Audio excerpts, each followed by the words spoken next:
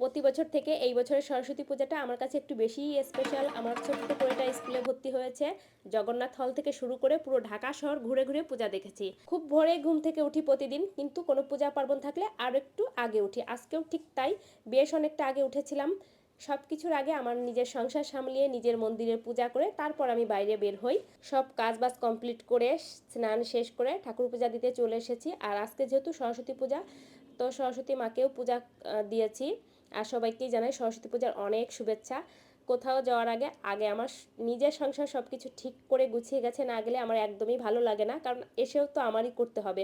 আর যখন সব কিছু গুছিয়ে সুন্দরভাবে বাইরে বের হই তখন একদম ফ্রেশ লাগে। যেহেতু আমার ঘরে ছোট্ট একটা পরী আছে, কোথাও যাওয়ার আগে তার জন্য একটু রান্নাবান্না করে যেতেই হয়, কারণ ভাবি আসার পর আবার কি খাবে, ওই যে মায়ের মন। তো একটু সিদ্ধ ভাত রান্না করে যাচ্ছি, যাতে আসার পর ক্ষুধা লাগলে খেতে পারে। জানি না কোথায় কি প্রসাদ পাবো বা খাবো। ইচ্ছা আছে আজকে সারা ঢাকা শহর পূজা দেখব, ঘুরবো। প্রথমে আমরা যাব হলো জগন্নাথ হলে, আমাদের বাসা থেকে অনেকটা দূরে। তারপর এর আগে আমার কখনো যাওয়া হয়নি, এই প্রথমবারের মতো যাচ্ছি। আমাদের যেতে প্রায় 40 মিনিটের মতো সময় লেগেছিল। যেহেতু শুক্রবার ছিল, জ্যাম ছিল না, এর জন্য হয়তো খুব তাড়াতাড়ি পৌঁছে গিয়েছিলাম। তো চলে এসেছি জগন্নাথ হলে। এখানে শুনেছি অনেক লোক হয়, আসলেই তাই, অনেক লোক হয়। এর জন্য অনেক গরমও ছিল। আর এখন তো বেশ রোদ উঠে গিয়েছিল, এর জন্য আরও বেশি গরম লাগতেছিল। কিছু কিছু পূজা মণ্ডপে পূজা হয়ে গেছে, এমনকি সবাই প্রসাদ খাচ্ছে। আবার কোথাও আয়োজন চলছে পূজার, আবার কোথাও পূজা হচ্ছে। তো আমরা ঢোকার পরপরই একটা পূজা মণ্ডপে দাঁড়িয়ে অঞ্জলিটা দেই ভীষণ সুন্দরভাবে।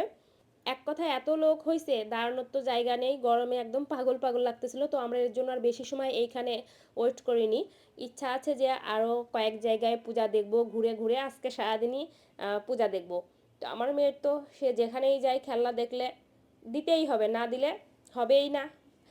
ভীষণ খেলতে পছন্দ করে, আর খেলনা দেখলে তার নিতেই হয়। তো একটা খেলনা কিনে দেওয়া হয়েছে, এখান থেকে আমরা একটু ঘুরে পূজা দেখি। বেশি টাইম আমরা থাকিনি, তারপর একটু প্রসাদও খাই এখানে বসে বসে। যেহেতু এসেছি, প্রসাদ না খেলে কেমন হয়। তারপর কিন্তু চলে এসেছিলাম আমরা হলো জগন্নাথ বিশ্ববিদ্যালয়। ভীষণ সুন্দর এইখানেও পূজা হয়, কারণ আমরা গত বছর এইখানেই অঞ্জলি দিয়েছিলাম। সবগুলো পূজা মণ্ডপ ঘুরে ঘুরে পূজা দেখেছিলাম, প্রসাদ খেয়েছিলাম। তো এখানে বেশ অনেকটা সময় আমরা কাটাই। সবগুলো মায়ের প্রতিমা কিন্তু ভীষণ সুন্দর, এত সুন্দর মনে হয় একটা থেকে আরেকটা বেশি সুন্দর। তো তারপর অনেক দিদিভাইদের সাথেই দেখা হয়, কারোর সাথে ভিডিও নেওয়া হয়, কারোর সাথে নেওয়া হয়নি।